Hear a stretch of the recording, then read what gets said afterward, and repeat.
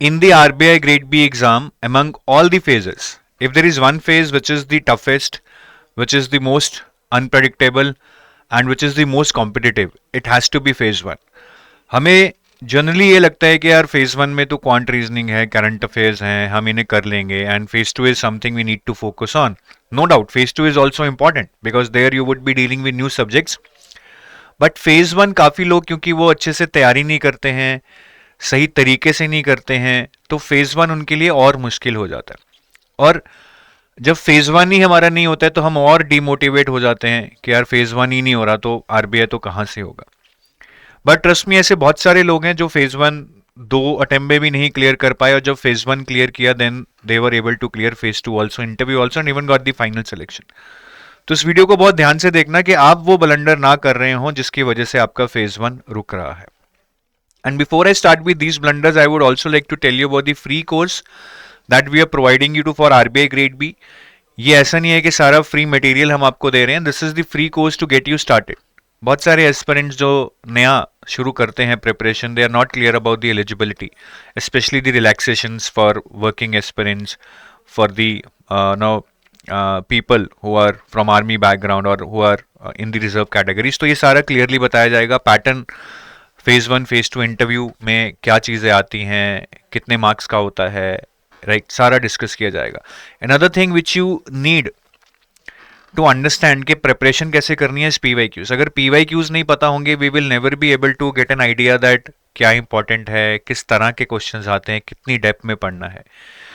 Similarly for no quant and reasoning के ये banking से कैसे अलग हैं, इनमें किस लेवल के क्वेश्चन आते हैं, या कैट लेवल के आते हैं, प्री लेवल बैंकिंग के आते हैं, या मेंस लेवल बैंकिंग के आते हैं, और आरबीआई की तैयारी कैसे करनी चाहिए, कितनी प्रैक्टिस करनी चाहिए, कितने मार्क्स देने चाहिए, ये सारा आपको इस फ्री कोर्स में बताया जाएगा. Similarly for ES and FM, how somebody from non economics and non finance background should prepare, कौन से चैप्टर्स पे फोकस करना है, किस सीक्वेंस में पढ़ना है, किस टाइप के नो क्वेश्चंस प्रैक्टिस करने चाहिए डिस्क्रिप्टिव में, ये सारी स्ट्रैटेजी आपको इस फ्री कोर्स में दी जाएगी. And you would also get sample material for all the subjects that are there in your syllabus, और यू कैन जज इट बाय योरसेल्फ कि यार आप ये प्रिपरेशन करना भी चाहेंगे या नहीं, इज इट फॉर यू और नॉट.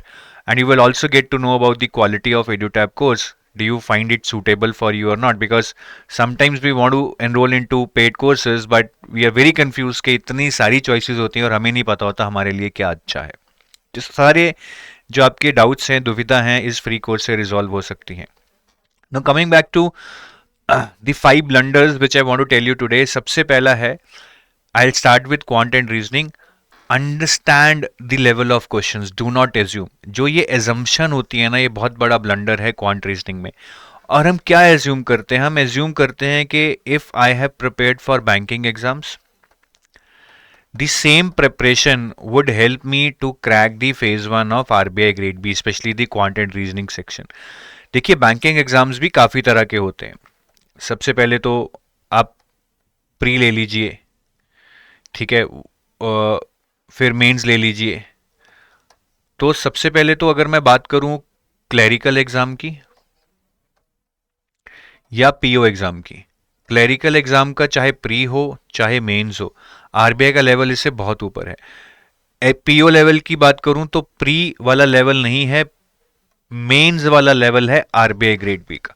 तो अगर आप उस लेवल पे प्रिपेयर कर चुके हैं, उस लेवल पे पार्टिसिपेट कर चुके हैं, then only you are prepared for RBI grade B quant and reasoning. ये याद रखना. एंड आई ऑलवेज टेल कि please always do a diagnostic test before you start your preparation for quant and reasoning. And how can you do that?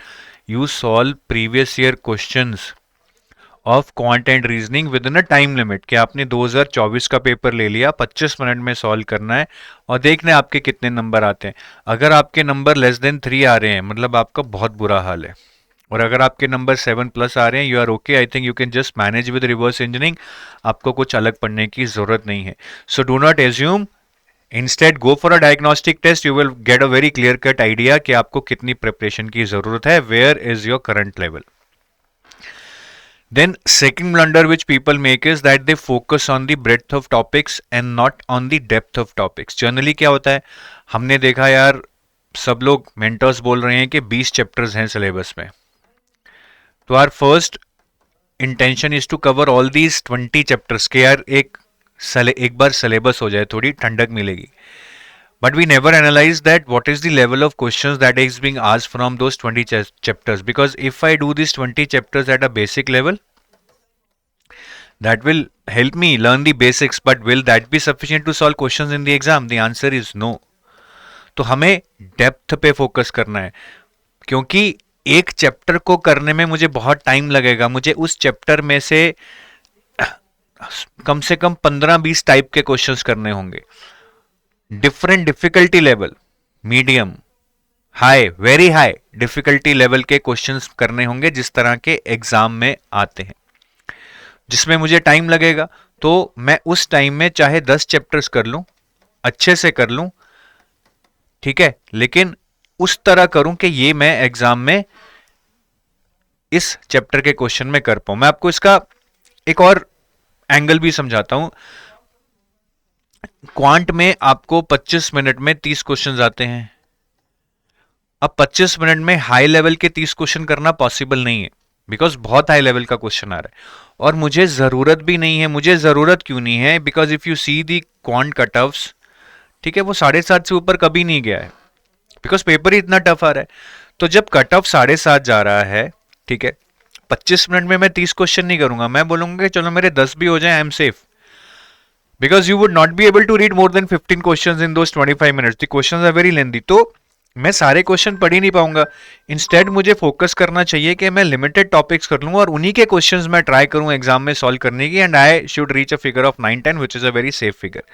तो आई always tell के आप कुछ priority topics चुन लो. If you can do all with the same depth, I agree, go for it. But time कम है, you can do only limited chapters till the depth which is required for RBI grade B. तो आप इन chapters को focus में ले आओ, ठीक है. अब इसके बाहर भी चैप्टर्स आएंगे. टाइम एंड वर्क के साथ आप पाइप्स एंड सिस्टम भी कर सकते हो, ठीक है.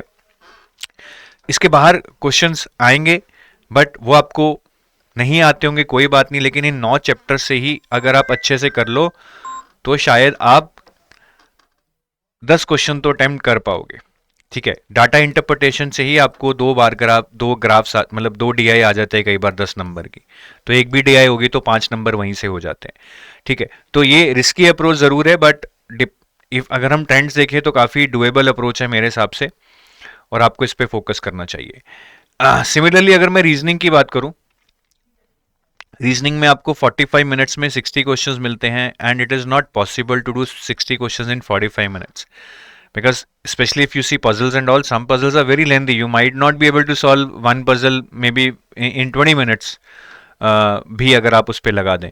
तो उसमें भी मैं ये बोलूँगा कि रीजनिंग में आप देखेंगे कट ऑफ कभी भी 15 से ऊपर नहीं गई है, ठीक है. To be on safer side में बोलूँगा चलो मैं 18 से 20 टारगेट करता हूँ.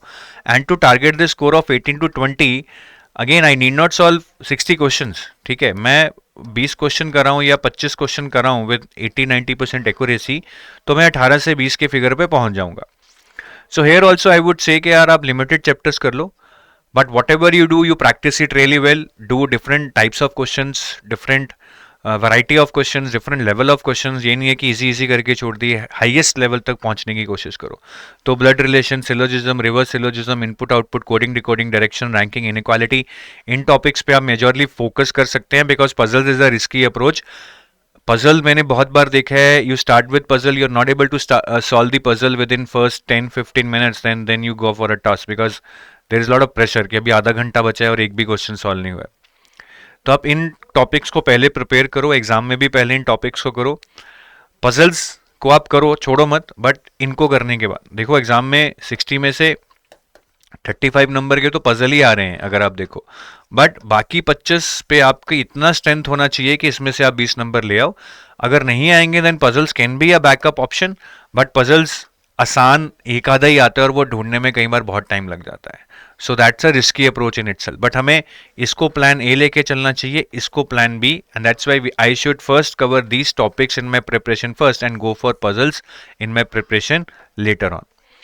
The third blunder which I want people to avoid is कि हम सिर्फ नॉलेज पे ध्यान देते हैं कि मैंने अच्छे से 10 चैप्टर कर लिए, बहुत सारे वीडियोस देख लिए या बहुत सारे क्वेश्चन सॉल्व कर लिए वीडियोस देखते देखते, But in the exam, the acid test is when you have to select the questions and solve them in a limited time, and there would be a clock running in front of you. You would have a lot of anxiety, you will feel that time pressure. So knowledge is something जो कि चाहिए, but साथ में you need to have practice in an exam like environment which will come with lot of sectional test, और questions को time में solve करना, questions को सही तरीके से सेलेक्ट करना, क्वेश्चंस को सेलेक्ट करने के बाद सही टाइम में छोड़ना अगर सॉल्व नहीं हो रहा है, this all you can learn through sectional test. तो सिर्फ वीडियोस देख के या बुक्स में क्वेश्चन सॉल्व कर कर without any time constraint is not going to help you. Sectional test दो, उससे सिलेक्शन की टेक्निक भी आएगी, प्रेशर झेलने की टेक्निक भी आएगी, क्वेश्चन छोड़ने की टेक्निक भी आएगी, क्वेश्चन को सॉल्व करने का एक with in a time limit एक आइडिया भी आएगा कि कैसे सॉल्व करना है, नहीं तो छोड़ देना है. तो ये बहुत जरूरी है. काफी लोग बस पढ़ते रहते हैं and they do not focus on sectional test.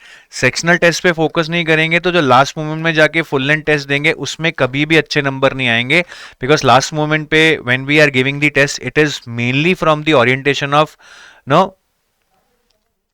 Going for the final round. और आखिरी 25-30 दिनों में अगर नंबर नहीं आ रहे हैं, there would be nothing left for you to improve. Time ही नहीं है, मतलब कहां से इंप्रूव कर लोगे. Next is about current affairs. So relying on banking UPSC preparation for current affairs is not sufficient. काफी लोग बैंकिंग के जो करंट अफेयर्स पढ़ते हैं, IBPS PO, SBI PO, they have this knack care these current affairs, these sources for current affairs that I've read for banking will help me clear RBI grade B also.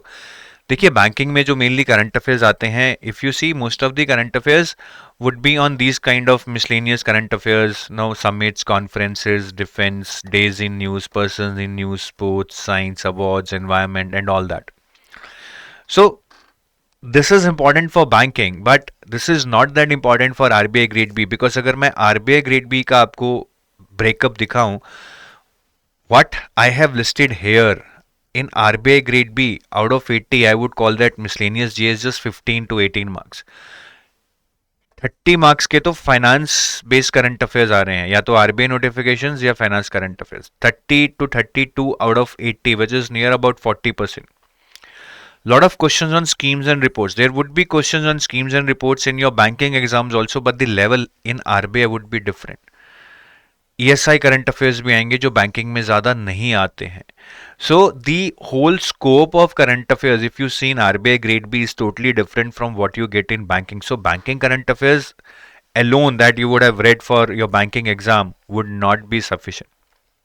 अब UPSC वाले बोल रहे होंगे sir हम तो ये पढ़ते हैं schemes, reports, finance, current affairs because UPSC asked that. You are right, but for you the orientation will change. UPSC current affairs are mainly done from the conceptual angle, but in RBI they would ask you totally factual questions most of the times. For example, these two questions are from 2024 exam, जहाँ पे आप देखोगे कि उन्होंने सेबी के कुछ circulars पे question पूछे हैं और नंबर बेस्ड क्वेश्चंस हैं, कुछ भी कॉन्सेप्ट नहीं पूछा गया है.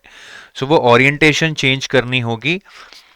Maybe the content will help you to understand, but the numbers would have to be crunched that might not be given in your sources.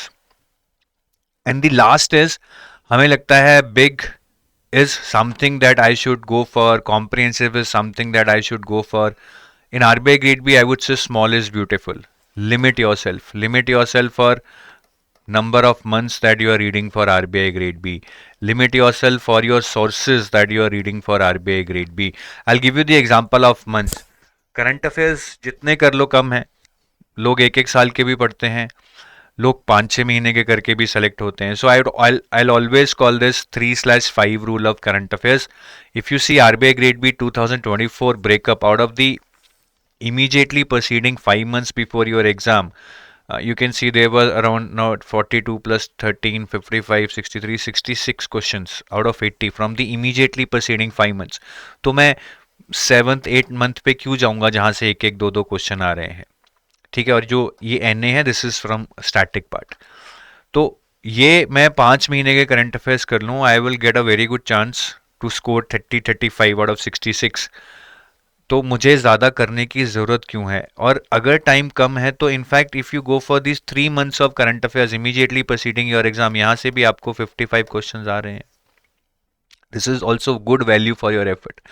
So limit yourself in number of months. I know this can be risky, but let's go by trend. If you are short on time, let's go by trend.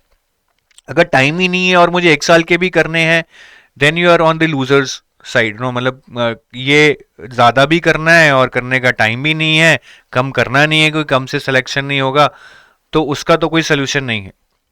तो अगर time कम है, ज़्यादा नहीं हो रहा है, ज़्यादा याद नहीं हो रहा है, just go with this rule, this is what the trend shows and may be the trend will repeat. And also limit your self on the sources. अगर आप सेल्फ प्रिपरेशन कर रहे हैं, मैं बोलूँगा PIB, RBI वेबसाइट, लाइवमेंट हिंदू। अगर आप देखेंगे इन 4 सोर्सेज से 2024 में near about you got 60 questions. ठीक है, हाँ उसके बाद अब business standard, Hindu business line, यहाँ से भी काफ़ी क्वेश्चंस आए हैं। I mean this way sorry, this way you will keep adding sources till the time you reach number of 80, but that would not be possible to read so many sources. तो ये 4 sources को follow करो अच्छे से। But हाँ, if you are reading some compiled magazines for paid students who are in the paid courses, I would say just follow one course. आप किसी के भी कोर्स में हैं, XYZ, just follow their course. That would be your best chance. Maybe I would say follow 1.5 source. The other half is for doing MCQs. मतलब अब एक source पढ़ लो अच्छे से, उसके MCQs भी कर लो, और कोई और सोर्स पकड़ो जहाँ से सिर्फ आप MCQs करो, so that you get to practise questions in a different language then what is given in your paid course, and you also get to learn something new. कुछ MCQ करेंगे जो आपने पढ़ नहीं रखा होगा, तो आप उससे भी सीखेंगे और आपकी वो न्यू लर्निंग होगी।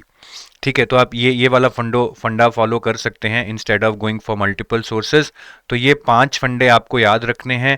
5 ब्लंडर्स आपको ये नहीं करने हैं if you want to prepare for RBI grade B, whether this year next year, वो मैटर नहीं करता है, बट ये ब्लंडर्स नहीं करने हैं। This will just kill your time, your motivation, and when the result is negative, now there cannot be anything bad than this.